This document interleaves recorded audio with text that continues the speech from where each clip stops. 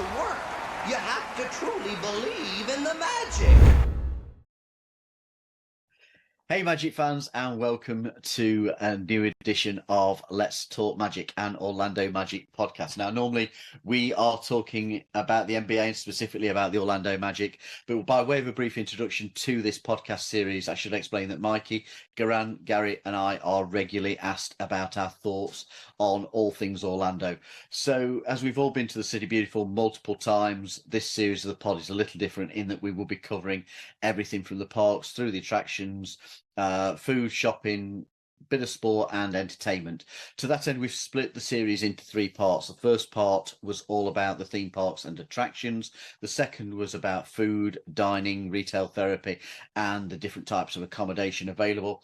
The link to those episodes is in the description to this podcast. The third and final part of the trilogy is all about something that we're very comfortable talking about, sports. Evening entertainment and a few hidden gems, and also I'm sure Mikey will want to share a couple of his tips or two that he has around money saving and planning a trip to Orlando. We partner with Attraction Tickets. They are the UK's #1 attraction ticket and hotel provider for Walt Disney World, Universal Studios, SeaWorld, Disneyland Paris, and many other worldwide popular attractions, including the likes in the UK of Thorpe Park and Alton Towers. Attraction Tickets also sell Orlando Magic tickets at a hugely competitive price. They'll be available very soon, if not already being so. Whatever the attractions you are looking at for the next time you are planning a trip, it's worth hitting the link from this podcast description or via our website, letstalkmagic.com, for our link onto Attraction Tickets and to all our other affiliate links, including any discount codes that we may have, such as the NBA Store and Fanatics. That's all out of the way. So I think it's time to get on talking about something that we are very, very comfortable talking about, and that is sports. And in particular, let's start with the one and only the Orlando Magic, because that's very much why we head to the City Beautiful on a regular basis. So, G, I'm going to come to you first, mate. Mm-hmm. Let's talk about seating and where you like to be sat and the types of seats. I think we've all pretty much done all types of seats outside of a suite. That's the only thing I've not done. I've done courtside and every other place in between.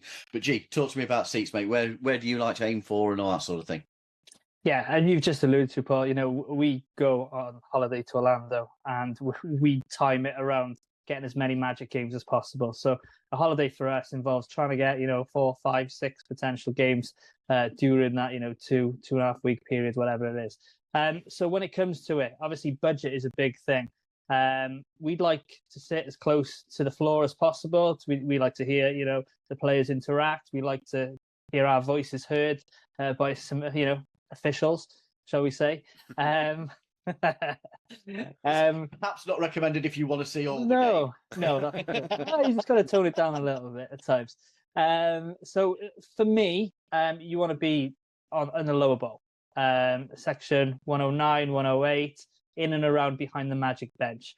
Obviously, you've got varying options, from sitting in the nosebleeds right at the top, starting at, $25, $30 per seat, all the way up to the ultimate seats. Now, what the Magic have is they bracket every fixture. I think it's maybe bracket A through E or something like, or 1 through 5. I can't remember the exact terminology they use. But basically, the teams, the local rivals or the bigger teams like the LA Lakers, the Boston Celtics, will cost you an arm and a leg to see. Whereas if you play the Charlotte Hornets or the Portland Trail Blazers on a Wednesday night, you can get tickets very, very cheap. So we like to also get an ultimate seat game. So what that involves is sitting in the first 5 rows of the sort of second section within the lower bowl, which gives you access to the field's ultimate lounge, which provides you with free food, or access to the buffet, I should say, popcorn, snacks, drinks, alcoholic beverages, etc., and also gives you access to the players' tunnel. So for me, you've got to try and do that as one part of your trip, but a lot depends on the budget, and you've got to try and manage your budget. So sometimes you might get tickets a bit further back, but try and be in the lower bowl, get that one game potentially against a lesser opponent, just so you can get the access to the field's ultimate lounge. Or maybe, even if you sit in the upper deck, you can get to the Budweiser baseline bar. So this is a bit of a tip now. You don't even have to go to your seat. You can pay $25 for that seat, get access to the arena, and then at the back of, what section is it? Is it 101 in and around 101. there? Yeah, in and around 101. You can literally stand at the bar and catch the game from there. So that's a decent tip. So again, it depends on budget, but you've got to try and, but there's never a bad seat in the Kia Centre. Nearly went back to the old Nearly days, mate. tripped Wow. up there, didn't I?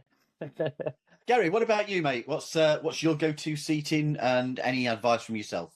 Well, as you know, Paul, I'm 107 to 109. We've seen each other in those areas before. I've done the ultimate fan for the same game as you, for example, against the Hornets. A cheaper seat will come against a less in demand team is probably the best way I can put it. And I would also say possibly how the Magic are doing at that time will factor into ticket prices due to demand, and also the time of the week will also come into it. The one thing I've done that perhaps others haven't is been in a suite, which came via Top Shot. So I'm a little bit with Top Shot. I've got a bit of a hand. I just get some Magic moments now and then.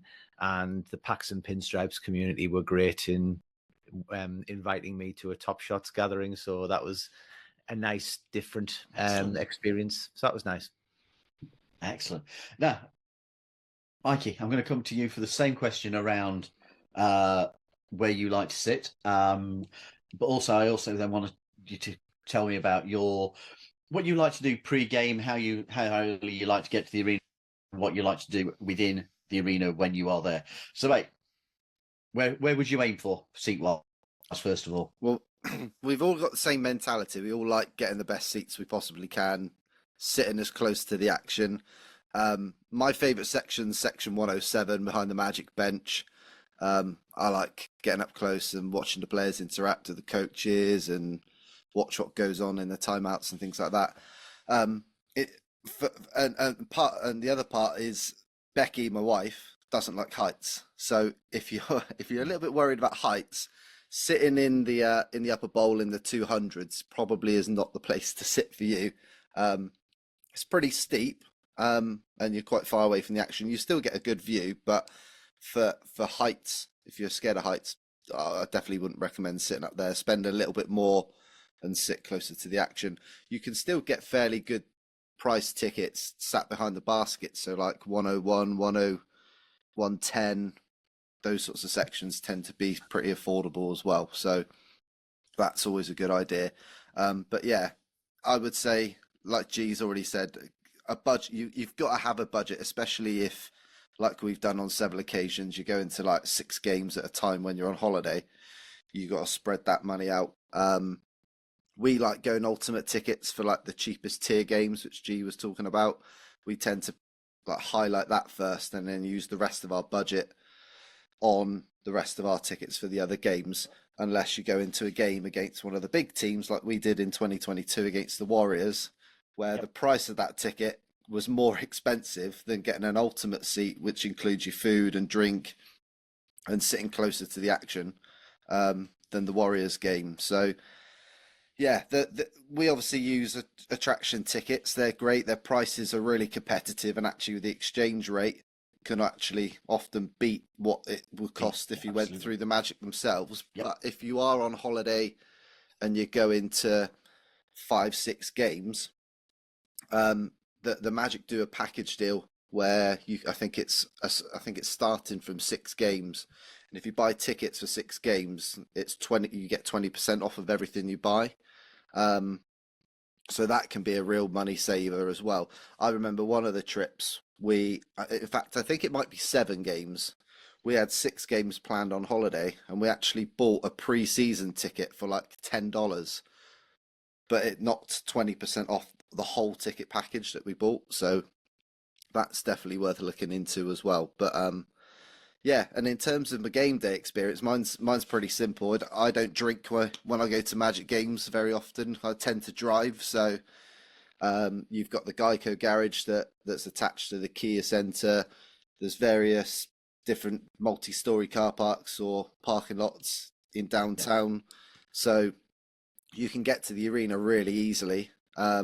First stops always via the team shop on the corner of Church Street. Go in there, have a mooch around, see what offers there are, game day items, and then head in, get my chicken tenders, get a drink, and get in and watch all the action. The other thing as well, if you're going into the Kia Centre, there are multiple team stores and little pop-ups around the Kia Centre, and quite often there's items that you can pick up in there that you can't get in the main team store on the corner of on the corner of Church Street. So yeah, I like going having a look, see what I can get my hands on, but get into the game. Like for all of us, we don't get to go that often, so I like to get in there and soak up the atmosphere and get as much of the experience as we can. So and obviously we've all had the experience of like meeting each other when we go to games and meeting up with other people that go to the games as well. UK fans when we've done trips like that, or we've bumped into like Jonathan and Kevin from the Sixth Man Show and Philip Rossman-Reich. So we like catching up with all those guys as well. So yeah, pretty simple for me, mate. Yeah. Yes, excellent. Okay, G, I know yours is sometimes slightly different. What's your pre-game routine? How do you approach it? Well, during the good old days when Harry Buffalo was still about, we like to go to Harry Buffalo for a few beers beforehand, bit of food. Obviously, it's a little bit cheaper than what you would get at the Kia Centre. One tip for the Kia Centre, though, soft drinks. You can get one of these. You'll probably often see one of us drinking from these cups. Paul's probably got one right in front of him now. There we yes, go. it does. It's Bring about back Tobias Harris. You won't get Markel Fultz ones anymore. That's for sure. Well, I've got the one of the king, so there we go. Let's not start. You were supposed to be bringing me one of them back. But they're about $12, and you can refill them as many times as you like during your visit. So well worth doing, given it's expensive. So no, a bit like Mike. Obviously, I like a few beers beforehand, but now I've got the children with me. It's a little bit different. A bit like Mike, you would like to get in there early, go and have a look at the concourse. One thing to mention on the upper level, there is a soft play, Stuff's Magic Castle or something to that effect by the Ozone. So if your little ones do want a bit of a run around in the soft play, you can go there.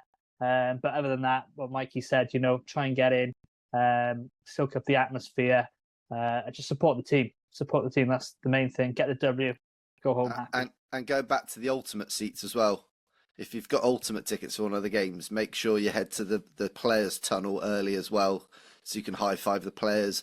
You might even get the odd opportunity to get a picture with somebody who between half time or whatever. But photographs, autographs, those sorts of things. Yeah, exactly. they do. The other thing I will say about, just before I move on, I want to just say, if you are at the very top of the second tier, because it's air conditioned, it can be really cold up there. So you may want to have something other than a jersey. You may want a sweatshirt or a hoodie or whatever with you, because it does drop up there. It is quite cool.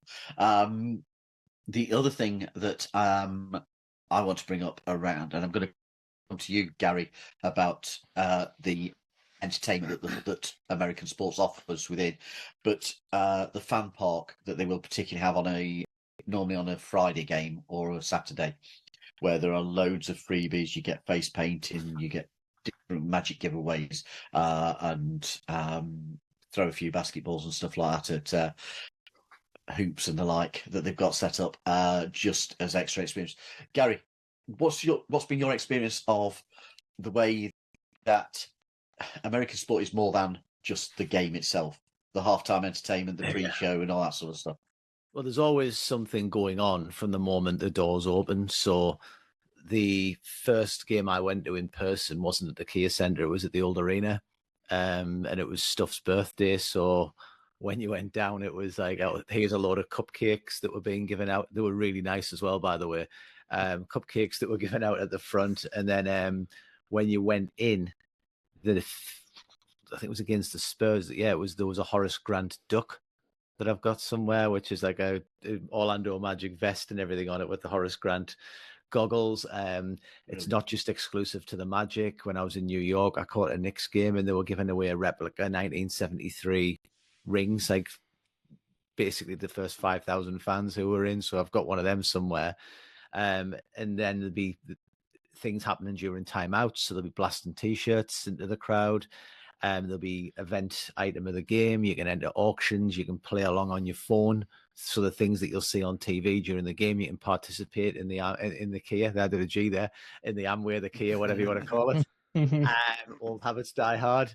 And there's always something going on. You can end, there'll be people stacking chairs sometimes on the court. How many chairs and stools that can like balance and go up. There'll be live music on sometimes, and it depends what you think of the act. So you can just go onto the concourse and get your own food. I've been there when there's been parachutes coming from the ceiling, and they've had little vouchers on for how much you're going to get off. If the Magic win, your Papa John's is discounted and things like that. Maybe with the way we're going, if we get 50 wins next season, that might not be the way anymore. Yeah, Papa John's might have an issue, but there's always something going on in the game. You've got Corey going around entertaining people as well and all that. So it's good. It's good. The reason I wanted to bring that up is we took a friend with us to one game. This person is not a sports fan at all. Can't stand sports. And was literally dragged on by us all because her husband wanted to go, kids wanted to go. So we went. She was one out of the 8 that didn't want to go. Everybody else wanted to. She wasn't grumpy or anything like that, but it wasn't going to be her thing. We got low bowl tickets, and within 10 minutes, 15 minutes of being in the arena, she's like, this is a different experience to anything sports-wise in the UK. I think by half time, every chant, every clap, everything that they were asking you to join in, any time that they were wanting she was up and cheering, shouting, and going absolutely mental. And really annoying to me, she caught a T-shirt as well. First time there. What did she do? Kept it. Outrageous. She could have at least given it to me. Am I the only person? It just shows it's far more. It's far more than just a sports event. Mm-hmm. Am I the only person that's nearly knocked about 5 people over trying to clamour to get one? All been there? Mikey, I would expect nothing less. Well, there is fair game. there is one more thing that I forgot to mention about recapping your night off after a game. So if you like autographs, we've done this a couple of times. So when you leave the Amway, I've done it as well now. Only 4 to go now. When you leave the Kia, you obviously go down the escalators and you walk back out onto Church Street. If you turn left and head out onto South Division Avenue and turn left again alongside where the Magic's old practice facility used to be, along there after the game, they have a couple of like metal barriers and you can stand there and the players drive out after the game. But if you get there early enough, you can get to the front. So as the players come out, there's a pretty good chance they'll wind your windows down and they might be able to sign, I don't know, a program or jersey or something like that. So if you go into more than, I don't know, 1 or 2 games and you've got a bit more time that you don't mind leaving a game a little bit earlier to maybe get a couple of autographs, that's a good idea as well. Excellent. Okay, boys, let's move on to the other sports. Now, from this point on, I'm only going to be talking about what friends have told me. I've not done any other sporting events outside of visiting the Magic. Now, I know, G, you've done the Solar Bears. I've done the Solar Bears. So let's talk about the hockey first of all. Start with the Solar Bears. Go for it, man. Yeah, so again, at the Kia Centre. So, at a home team downtown Orlando. A little bit like the Magic, you park up the Geico. Tickets are quite reasonable. I had a quick look on internet beforehand. You can get some as low as $19, up to $30. If you want really good seats, they're up to about $65, and that's in the first 3 or 4 rows close to the glass. But you can also sit in some of the suites that we mentioned upon earlier. Obviously, you don't get the food, etc., but they open the suites out to anybody who wants to buy a ticket in that seat. So when Neil and I went in February, that's what we did. We got some decent seats. We got to have a little bit of a walk around the Kia Centre, see the game from a couple of aspects. Solar Bears it's a good atmosphere. It's a level below the Tampa Bay Lightning, but a very enjoyable night out. Lots of stuff going on, as you've alluded to with the Magic. You can see me rocking my Solar Bears jersey if you've got YouTube on at the moment. So I follow all the Orlando and Central Florida teams, as anyone should, Mikey. So yeah, a cracking night out, and one that kids will enjoy. Hockey's a very fast-paced game, back and forth, a lot of goals and fighting. You can have a beer. So well, I've got a friend who is a huge ice hockey fan. He follows Nottingham Panthers all over Europe. And he describes that going to see the Solar Bears, he recommends it as part of the trip when he's over in Orlando. He does say that the standard is higher than that of the British League, and the event's full of entertainment. And then from Sean and JC, good friends of ours, they do sporting trips. Basically, they go worldwide visiting sporting events. They mentioned exactly the same. Get a box for a tiny cost, and see, and in Sean's words, see how the millionaires see the Magic for under $50. Yeah, he's not wrong. He's not wrong. So yeah, have you anybody done the NHL also, the Lightning? Guilty. G, you nodded. I did. We went to see the Tampa Bay Lightning back in February.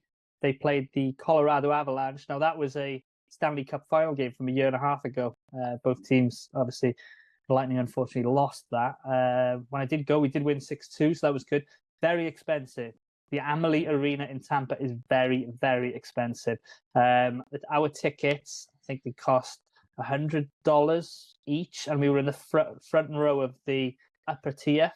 I did have a quick look this evening before we started, and I just picked a random game in November against the Philadelphia Flyers, and they were about $40 to $50 for tickets in the upper section. Again, a bit like the Solar Bears, very fast-paced game. There's lots to see there. We did a stadium tour, which was very good. I think it cost me maybe about $20-25 beforehand. So got to go around, see where the players came out, etc. Saw the organ, the Lightning conductor when the Lightning score, and got to sit on a Zamboni, which was quite an experience. So yeah, good fun. Obviously, Tampa's an hour's drive away, so it's a long old day by the time you've gone down in the afternoon, and the game finishes about 10 o'clock, depending if it's on overtime. But yeah, I follow the Bolts, so it had to be done. It's a great arena, good experience, and yeah, if you can do it, do it. Okay, Orlando City, Mikey. I know that you've done that with G when we were across for the playoffs 2019. Gary, I feel like I'm ignoring you because I don't. Have you done any of these other sports? Only I've done baseball, but not in Orlando. Okay, I'll come to you about that in a moment then. Yeah. Excellent, Mikey. Orlando City, talk to me about that. What's the experience like with that? Really good. I'd say a really good family-friendly sort of atmosphere. We had tickets and we stood on the wall, which is a bit like the Cop at Anfield, not quite as historic. But no, it's. I'd say the atmosphere was very South American. They had people at the front with drums and getting everybody chanting, and the stands just metal, so everybody's stomping their feet and making a right racket. And they didn't stop all game. The football, I'd say, was a little bit to be desired. I would say it's probably the equivalent of, I don't know, maybe League One football. So what's that? Mansfield Town level, Paul?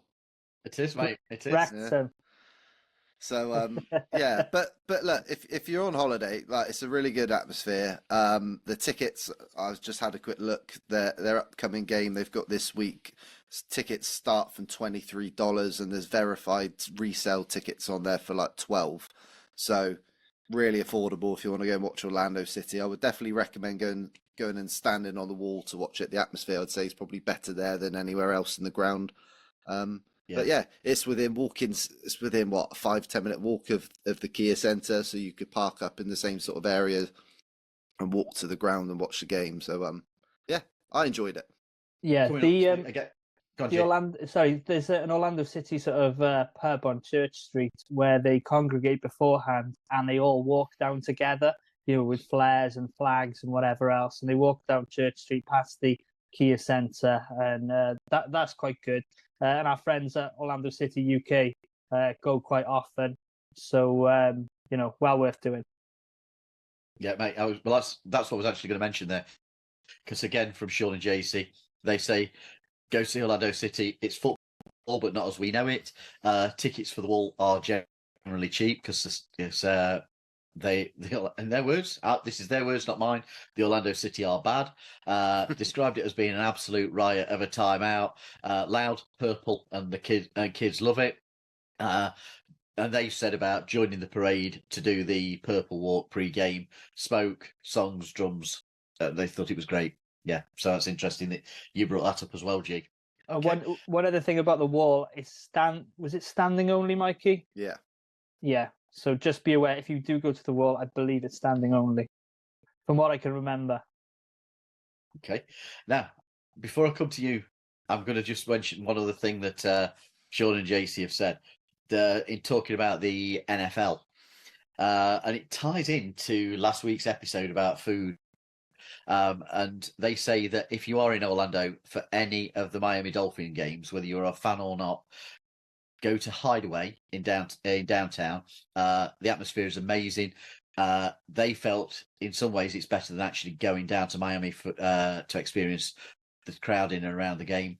Apparently, the people in Hideaway really love the Brits, make you feel really welcome, and good wings. So yeah. But G, have you done? G, I know you're a Bucks fan. Have you been across to Tampa for a game? I've seen the Buccaneers play in Green Bay. I've never seen them at Raymond James Stadium. So that's on my to-do list. Right. Well, I've got a friend who is a huge Bucks fan. And he says to, let me get it right. Integral part of his trip, he goes early to soak up all the atmosphere, same as we do with the Magic. Pre-game, is it tailgating or whatever they call it? Yeah. And top tip from him, he says, if you are drinking and have seats high in the upper tier, and from experience, he says, remember that it's very steep and a long way to tumble down the steps when you're going to answer the inevitable call of nature. Is that from experience? Yeah, he says he fell from the back row right down. Ouch. All the way down over. Ouch. Which, but yeah, he says, again, whatever you choose to do, if you can afford to have a better ticket for the experience of being at the Bucks, then do so.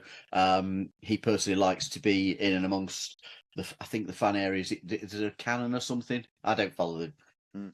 There is a pirate ship at one end of the end zone. When the Buccaneers get into the 20, the cannons start firing, which is always a good sign. He likes to be around that sort of location. Yeah, I had a quick look at the tickets. There was resale tickets for the Bucks and the Broncos in October for about $58. So, yeah, I'm not 100% sure on the ticketing on that, but Ticketmaster's usually your best place for it. And also, Sean and JC say, in regards to American football, the UCF nights, one of the best atmospheres I've ever witnessed. Call it the bounce house. You find out why when you're there in the stands. Great pre-game, loads of friendly students, loads of people getting together and enjoying a game. That's one that they thoroughly recommend. So, Gary, I promised I was going to come to you because you sat there almost on mute. I might be on mute, Paul. Baseball, mate. You've done it elsewhere. Yeah, just really briefly, I did it in Atlanta. So if you had to say to me, I'm not a huge fan of the other sports, but I do have a little bit of a soft spot for the Braves. Going back to the days of like Chipper Jones and players like that. Basically, I've got relatives. One of them worked corporate, had complimentary tickets, and I went to see the Braves play Boston. and it was essentially a shutout, which is a 0-0, and it went to an extra innings, and it was 1-0 win in baseball. So I've got to say, I didn't pick the best game to go to, but it was good. You know, my friend lives in, a good friend of mine moved to Chicago, and he says it's all about beers and hot dogs. And it's kind of, I think, his version of going to a test match when he goes to watch the Cubs play. Yeah. And again, on another side of that, Sean again said we did say earlier on they do an awful lot of sporting trips. He's been to see the UCF again in playing baseball. That's on a Sunday, and again he describes it as being cheap tickets, good family activities, hot dogs, sun, and beer. What more can you want on a Sunday? In his words. So the local MLB team to Orlando would be the Tampa Bay Rays, who play in St. Petersburg. So probably about an hour and a half journey from Orlando. So I suppose that we ought mention something I have zero knowledge of, and that's the game of golf and play. Anybody been for a proper 18 holes? So literally, there's no point asking about the best courses or any of that sort of thing. Well, it's not a real sport, is it? I don't.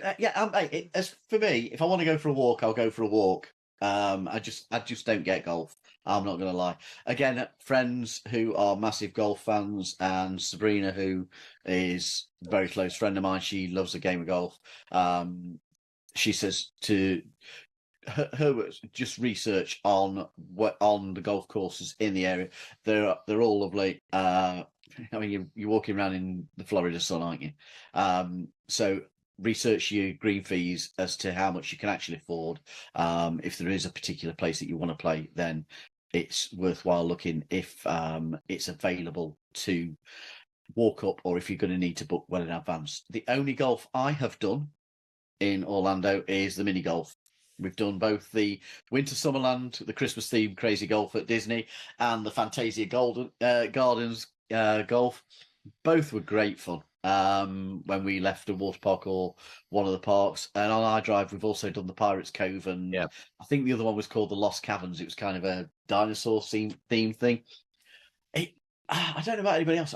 We walked up to pay, and I thought, this is really, really expensive, but you're in there for ages. It's fully immersive, and you do get to play a long time. I did feel that actually by the time you filled the evening, you'd got good money's worth. So, Gary, listening to you there, I'm guessing that you've done the Pirates Golf as well. Yeah, I did the one on Lake Buena Vista most recently, which is no longer there because there's work being done, where they've knocked the road through and all the Crossroads complex down.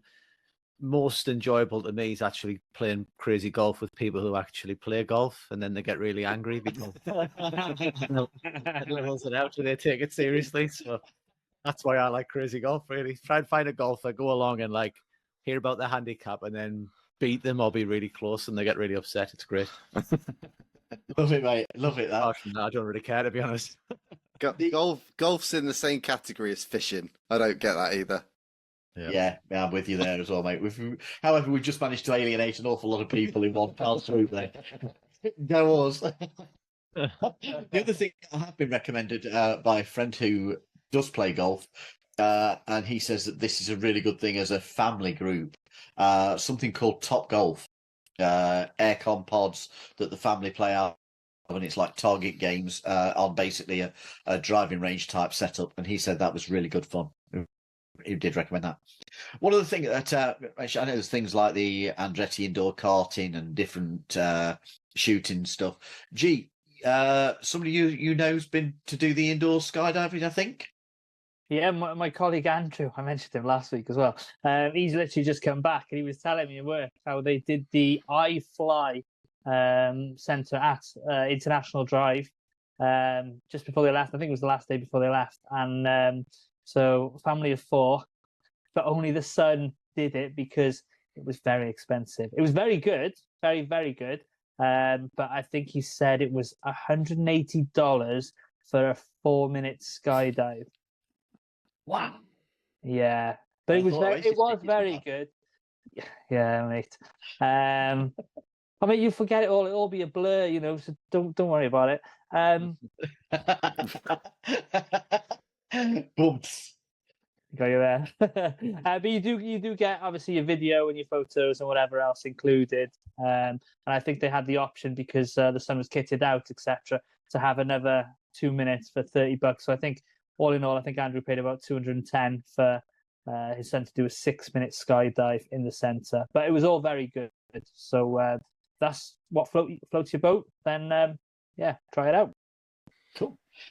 Let's talk about evening entertainment. I know we've spoken about the fireworks shows at the parks and all these sorts of things, and going and dining, where to eat of an evening, all those sorts of things. But this is slightly different, kind of more around the nightlife. So, Gary, I'm going to come to you first, mate. Anything that you would recommend that you've done in this genre?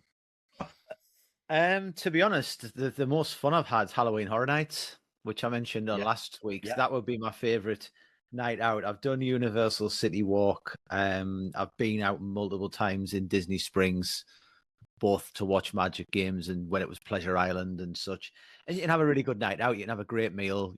You know, you can go around lots of different bars. It's a really nice atmosphere. I actually like Disney Springs more than I like City Walk, just for the variance of what you can get in terms of alcoholic drinks, if that's your thing. I would say what I would like to do, and I haven't done it yet, is actually Hollywood Studios at night and doing the cantina and things like that. That looks as though it's maybe a little bit different. Some of the theme parks on nights, if you stay back later, even if it's a non-festival thing like a Horror Nights or such, again, it's a little bit different on a night time. There's fireworks and such that you can watch. I've been out in downtown before. I've been out a couple of times in downtown. So back in the noughties, I went out to a place called Cairo, I think it was, which was a nightclub. That was interesting because it was different floors, had different music themes to them. I still to this day will not get techno. I kind of get my head around that. I walked down and I felt like I was at the start of Blade. If you've seen that film, I was like, let's need a sword now because I'll be in the element. And then I was out with Cortez, Tito's Tez, around a few of the bars before a Magic game. And again, that was good. But it's what your personal preference is. I think if you're going for a family holiday, I would say stick to Disney Springs, a theme park, or City Walk, rather than going via trying to get back from downtown after a few beers. Was it Splitsville that you particularly enjoyed of an evening? You, Gary, and Angus, I think it was. Yeah, we liked it in there. But essentially, they were showing the game. Yeah. The City Works as well. That was another option for beers, which was good in Disney Springs. But we had Splitsville. They were happy to put it on. And we just kind of went, that was easiest. You know, I met Angus there the first time, and then Gary joined us from there. Yeah, it's good. It's a good night, but I don't think American beer is as good as the beer you get over here. Sorry, Americans who are watching, but I will die on that hill. G, there's only one place I can go to, after the comment about beer. So, mate, what's your opinion on the American beer and a night out? I quite like it. Being a lager drinker, Mate, it's wet. as you are. Fine. It's wet. It goes down. Happy days. Yeah. Hey, do you not find that the beer is headless? Sometimes, yes. Because I felt they must have guillotines in the cellars over there. Because I've never had a pint of that headless. No, I have had that happen sometimes, but yeah. So in terms of evening entertainment, there's obviously I probably focus more on International Drive. Obviously, you've got your Ripley's Believe It or Not. Everyone's done that somewhere. I mentioned then my friend Andrew. You've never done it before? No. You've not done it, Mike, either. It's good. It's good, isn't it? Yeah, it's good. So it's totally random, but yeah, it's a good night out for the family. Couple of hours killed, etc. So yeah, I was just saying there. My friend Andrew went to Wonderworks, and they had a comedy night they called Out of This World Comedy. So they paid $60 per person. For adults, 35 for children, for an hour's worth of comedy, unlimited pizza and beverages. And he said it was a fantastic night out for all the family. So something to possibly check out. I'll probably look into that next time I go next October. Obviously, Icon Park, there's plenty to do there. You've got the big wheel, etc. I'm saying etc. a lot tonight. Cinema. You mentioned, Paul, don't go on your first night. I did the one down in Universal. It you do that, you've got to experience the American sort of popcorn way and having the caramel and the butter all over it. Gotta try it. We went to the one at what is now Disney Springs on our first night, on one of our first nights. And the reason I would say don't go on your first night is that members of the family are likely to fall asleep and not see an awful lot of the film. And I just couldn't get my head around the fact that the film finishes and the Americans applaud. Oh, woo, yeah, go. What? We sat there and watched the Polar Express. I didn't. I enjoyed the Polar Express, but I didn't feel a need to whoop and holler like the Magic had just won the championship and with a last-second buzzer beater. It was bizarre. It's a different experience. I saw a Lethal Weapon 4 out there years ago, and like people were cheering Riggs on in the end fight, and I was kind of sat like, you can't hear you. And then I saw Mortal Kombat, and people were reacting to that. And then the funniest, most awkward one was when there was a trailer before one of those films, like it was Mortal Kombat, and there was a trailer for Showgirls, and people just start cheering and stuff. And I was like, what's going on? It's bizarre, honestly. Before we move on to talk about the sort of the show, I'm going to say everybody who watches this regularly knows that I'm a huge music fan. And before we go, I always check the schedules on the run up, because sometimes a lot of the bands that tour in the States won't have announced shows in advance so far as they do over here in the UK. I would recommend that you get on the web and do a good search around who is playing around your dates, and do it multiple times, because you will find that things are getting announced close to the time. Fortunately, we've been unlucky and never really dropped on anybody that I want to see playing around that time. We went in 2004 at the House of Blues. Again, this was on our first night. We've gone to have a wander around, and Muse were playing at the House of Blues. So I did end up, they'd got the doors open, so I ended up stood outside listening to them play for a while. Friend got to see Pearl Jam's lead singer, Eddie Vedder, on a solo tour. He went to downtown Orlando to one of the theatres there. And a word to the wise, something that we have found in looking at gigs in the States. We were going to go and see Iron Maiden in Tampa on a couple of tours ago. We'd seen them several times on the tour over here in the UK. We'd had exceptional seats. We had really good seats. The tickets went on sale for the Tampa gigs, and in the back corners, so the worst tickets, the cheapest tickets, they were easily a third more expensive than the tickets I'd had over here in the UK. So the ticket prices are something to be aware of. But if you want to see a free gig as part of your entry, it's always worth looking at Epcot during any of the festivals. We've seen some really good ones there.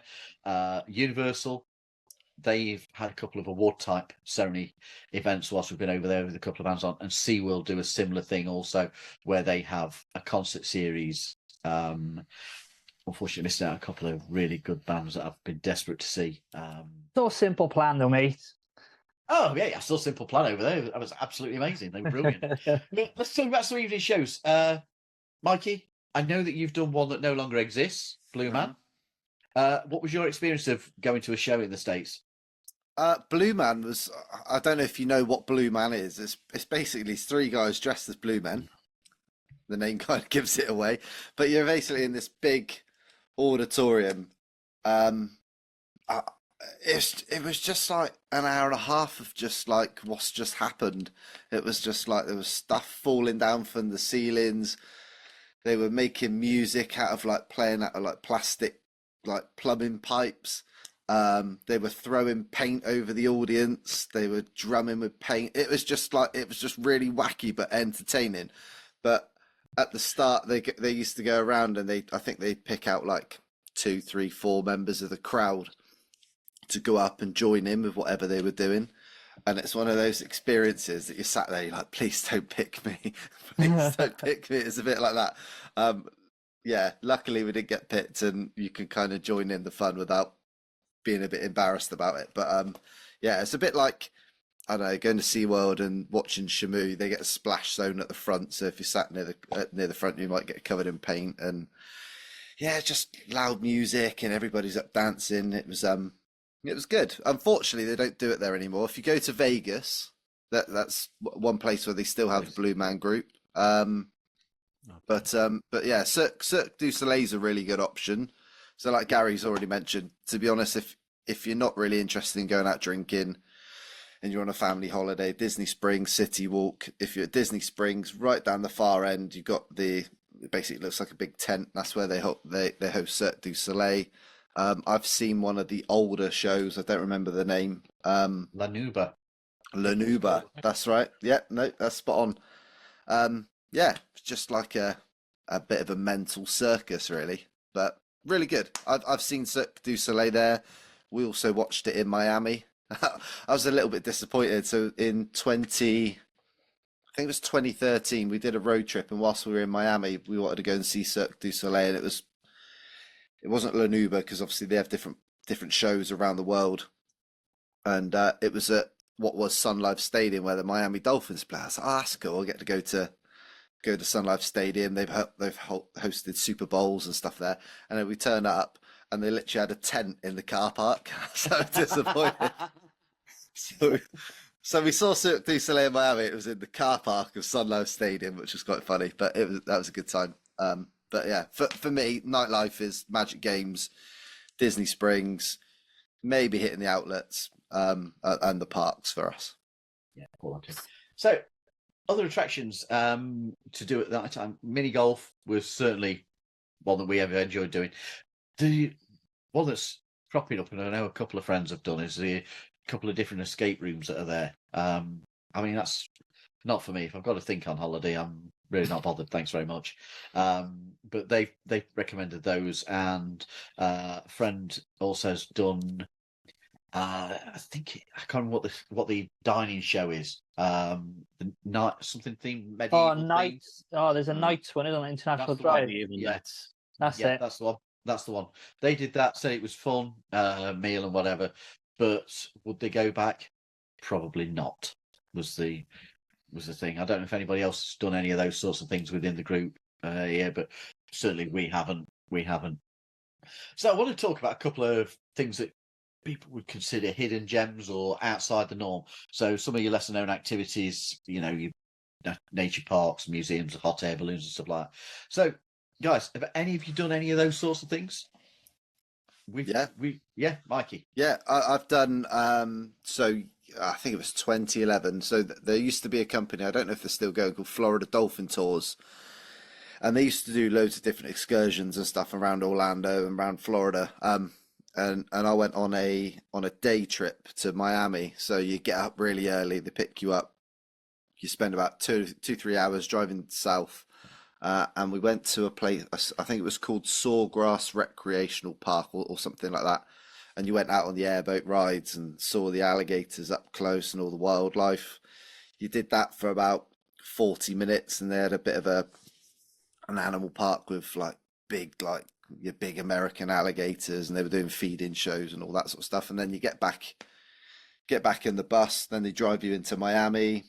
They drop you off out on South Beach for like 2 or 3 hours, and you can have a look around the shops and restaurants and walk along the beach.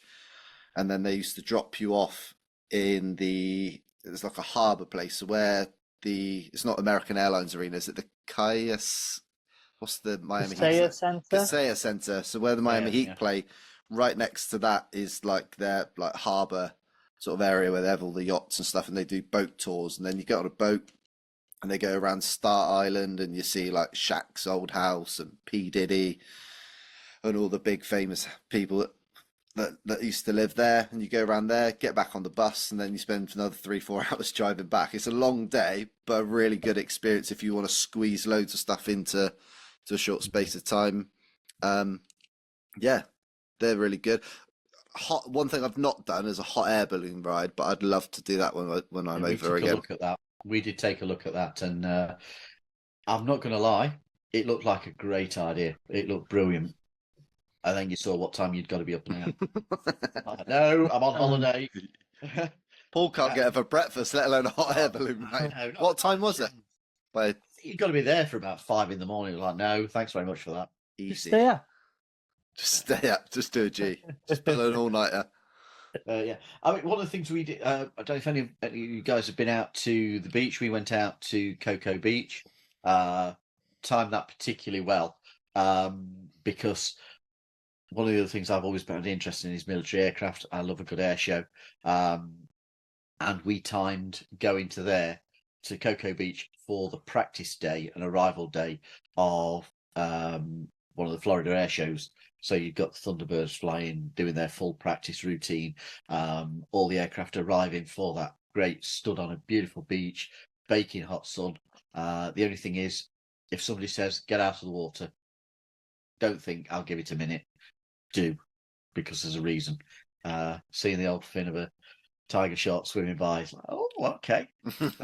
That's very close. So yeah, but that was great. We love doing that. That was really good fun. We've also been out to Boggy Creek to do the airboat ride. We've had that included as part of our package before. That was just a half an hour one. We went out and did it a second time, and I would personally say pay for the hour. Don't do you've got the option of a half hour ride. You've got the option of an hour ride or 2 hour. An hour ride was perfect. You got further out. You saw far more. There was far more opportunity for them to find the wildlife and gators, particularly. And it was really good fun. It was a lovely way to spend a bit of time over out on the lakes. It was lovely. They're coming back to the nighttime entertainment. They do night and evening rides also, and they are recommended because that's when you do have more active alligators. So if you want to see a lot of alligators, that's probably the point of doing it. But we chose to do a mid-morning one. Needless to say, I wasn't getting up early. Oh, so yeah. Friend, Winter Park. Anybody done any of the boat ride, the scenic boat trip up there? I've had that recommended to me, and also kayaking down the rivers and waterways there. Apparently absolutely natural beauty and teeming with wildlife. So something, if you want to be a bit active and away from the parks, or you're not actually traveling and doing the parks, that's two things that have been recommended to me. I've got friends who live in Winter Park, and they've recommended that is something to do if you don't want to have a park holiday, as good activity in and around that area. There's loads of those sorts of things. I watched a video a couple of weeks back of the guy on YouTube called The Night Strider. He's British, and he goes out there on holiday and does different activities. And he did a nighttime kayak tour. It wasn't Winter Park. It was actually downtown Orlando. It was just north of there, and they take you out through you go under some of the I-4 bridge, and you go out through these little lakes. And you jump in and have a swim around in there, but it's all sort of like bioluminescence. Is that the right word? Yeah, and you have see-through boats, and you can see the fish swimming under you and all that sort of stuff. So that looked quite good. There's something that's a bit different that you probably wouldn't be able to do over here. But yeah, they do all those sorts of things. I know the bioluminescence. I think they do quite a lot of kayak tours and stuff out on the coast, towards Kennedy Space Center and the Space Coast. Stuff that I've not done but look pretty cool. So I think that's the thing, isn't it? Just because we've not done it, we all watch different bloggers. We'll research around doing. We always try and do something a little bit different every trip, so as we get a new experience that you're not just repeating the same holidays you did previous time. So we've looked at one or two things in the past. There are so many different experiences. It's well worthwhile just putting in a Google search of non-park activities in Orlando. There's an incredible range of stuff comes up. So go on, G. Sorry, I was just going to say the only other one I can think of that we did when we were down there for the playoffs was just downtown Orlando, Lake Yola. Yeah. Just go for a walk on Lake Yola. It's beautiful. I think you can get pedalos out there. I want to say we didn't. It's just a nice big lake, nice backdrop. get a drink, etc. Yeah, just a nice, pleasant walk. Coffee, Beautiful. Gary, coffee from Starbucks. Everything begins and ends with a drink with you two. What did you do then? Started with a drink. Yeah, Starbucks. How was your Starbucks this week, by the way? Mine. Yeah. Disappointing, really. Basically, I saw it and I was like, I'm gonna actually do this for the lads. So I was like, I'm gonna go to Starbucks to do egg whites, and I got the egg whites. I said I'm gonna get a different style coffee, so I'm not disappointed with that. And then they were like, "Oh, you're sitting in. Would you like your sandwich served on a plate?" And I was like, "Oh, yes, please." So she just got a plate and then threw the box of the sandwich and I gave it to me. And I just thought, I was like, this is so bad. Mikey, you're gonna have to upload a photo of this. Oh, man. dear. Hilarious. Oh, right. I just kind of looked. I was like, "Are you for real?" Oh god, yeah. We always end up getting off the subject somewhere, don't we? Sorry, So, fellas, but before we go, I want to just talk about your tips and recommendations. What would be your favorite time to visit? A relaxation tip, travel hack, anything like that. So Gary, come to you first, mate. I'm going to go October would be my favorite time to visit. The weather's slightly cooler. I like the home opener if I can get it. Halloween Horror Nights is going on, so I can get to do that. My travel hack, said it last week, I would stay somewhere like the Rosen that's just on the edge of Hotel Boulevard, so it's within walking distance of Disney Springs. To relax, I would go somewhere such as Disney Springs. The outlier would be Celebration. I've had a night out in Celebration before. That's quite nice. I may go to St. Augustine to relax, which is about an hour away from Orlando. And then if I was going to save money, I wouldn't have my main meal, especially in a park, but also in Disney Springs or City Walk. I would go somewhere. I would have the experience of a Disney Springs meal, as we discussed last week, but there's some really good restaurants just outside of Disney Springs City Walk that can save you a bit of money if you're doing it over a fortnight. Quality. G. I'm going to go back to Disney, the package that they can offer if you're staying on site. Obviously, with children, you just want a bit of convenience. Obviously, you get the hotel, you get the transportation within the system. You've got the buses. You don't have to worry about cars, car seats, parking. As part of the Disney package, like with the attraction tickets or Virgin, you often get the memory maker that's worth about $200, which, captures some absolutely brilliant photos for you and your family whilst you're there.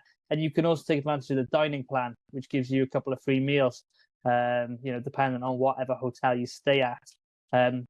With that, you get early access by 30 minutes, which has just been announced last couple of weeks, I believe, in Disney, by 30 minutes to all the parks before, the main crowds go in. And the best time of year, like Gary said, October, November is really good because you get the Halloween backdrop, and then you wake up when Halloween's finished and you get the Christmas backdrop. Other than that, March, April is normally pretty good in terms of the temperature. Then other than that's mainly it. Hacks, maybe ordering meals by the app beforehand in order to get ahead of the queues. But no, I think we pretty much covered it, to be honest. Quality. Mikey, I know there's one that you want to say. Yeah. In terms of favourite times of the year to go, October's definitely a great time. Start of the season, as you guys have mentioned, and you got the crossover between Halloween and Christmas. We really like going in March, especially after like the All-Star break at the end of February. The Magic tend to have a really big home stand, so that's when you can sometimes get like a 5, 6, 7 game home stand where you could probably squeeze a lot of games in at that sort of time. The weather's definitely cooler in March than it is in October, so if you want, it gets warmer as the day goes on. It's fresh when you get up in the morning. It's, I don't know, like the mid-teens, and then as the day goes on, it gets warmer. So we quite like that sort of time of the year.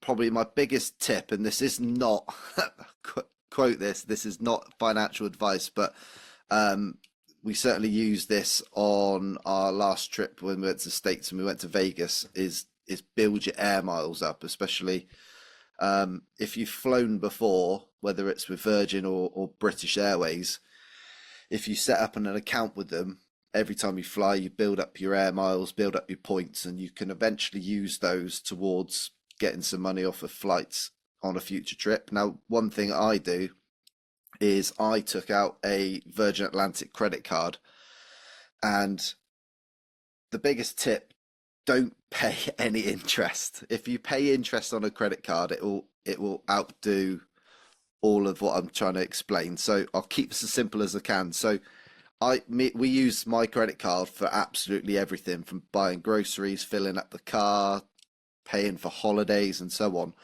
For every pound I spend, we earn 1.5 air miles.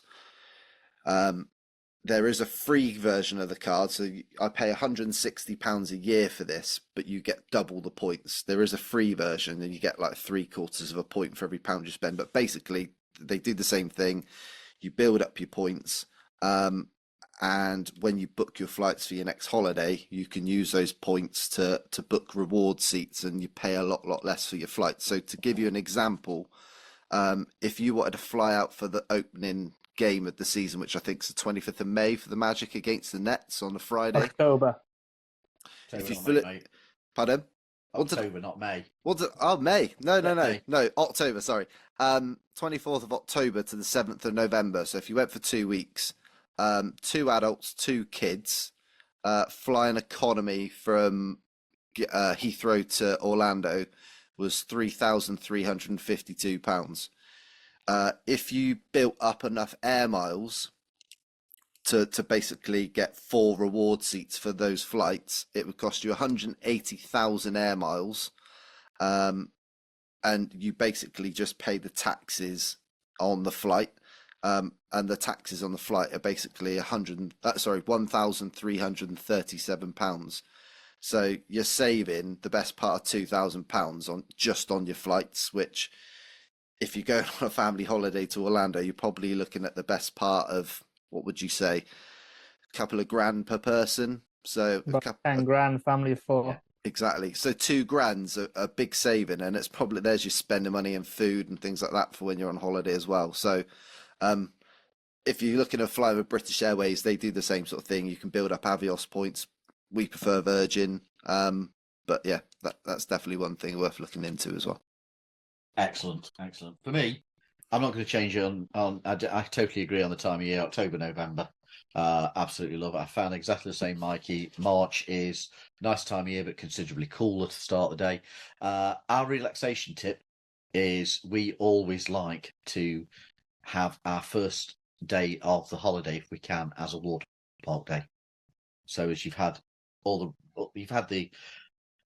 travel, you just start the holiday off vegging, doing nothing, relaxing, and it tends to set us up really well for doing something that evening, and then the rest of the holiday. We also always try and build in a number of days where we are using water parks or the pool at the hotel or whatever. And as to the other thing, I've mentioned it before, Landry's card. If you are thinking of things like T-Rex, Bubblegum, or what's the other one? Bahama Breeze? No. Rainforest Cafe. They are family restaurants. They are all Landry's, so you don't need a reservation. You will walk up, and often there is a big line. If you've got a Landry's card, you will be getting the next available table. And there is, again, as Mike has been talking about, with some money saving things, it can save you. You can build up points on there to use towards meals, as we did. So yeah, good stuff. Excellent. Hopefully that's been enjoyable to everybody, and you found one or two bits within this useful. We've certainly enjoyed talking about it, and I think every time we've done one of these episodes, we've come off and gone, just want to be back there now. It's brought a lot of nostalgia to us, and and pining. So before we go, just want to mention, why not join our True Blue UK community of Orlando Magic fans?